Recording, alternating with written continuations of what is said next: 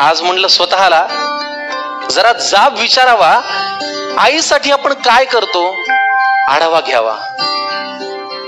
आपण पहाटे उठलोय आई दुपारी, असं कधी घडलंय? आपण जेवायच्या आधी आईचं ताट आपण कधी वाढलंय?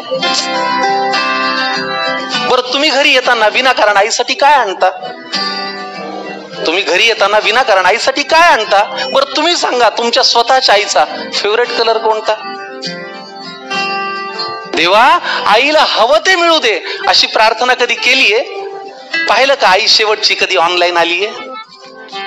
तिच्या बर्थडेची पार्टी तिच्या मैत्रिणींना बोलून आपण कधी देतो? तिने केलेला पसारा कधी आपण आवरतो?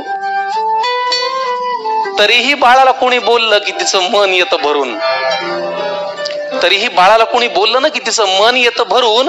आपण बोलताना मात्र विनाकारण शिव्या आईवरून. अहो, लक्षात ठेवून बाळासाठी ती सतत हात पसरते, कधी दैवापुढे, देवापुढे, नशिबापुढे. लक्षात ठेवून ती बाळासाठी सतत हात पसरते, फक्त स्वतःची मात्र दुपारची बीपीची गोळी विसरते.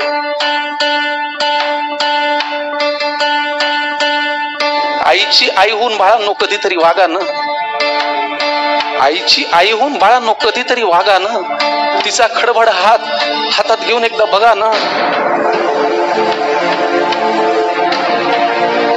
कितीही कर्तृत्व गाजवा तुम्ही, झेप कमी पडते. आईनी कडेवर घेतल्यावरच आपली उंची वाढते. कितीही कर्तृत्व गाजवा तुम्ही, झेप कमी पडते. आईनी कडेवर घेतल्यावर आपली उंची वाढते. उगाच कशाला त्या अध्यात्म आणि श्रद्धेच्या गप्पा हाणता? आईच्या पोटी जन्माला येतात देव कुठे म्हणतात? आईला सतत मुलांचा ध्यास, त्यांच्याच प्रेमाची धुंदी. बाळांनी गंमत आणली नाही तरी आई सदा आनंदी.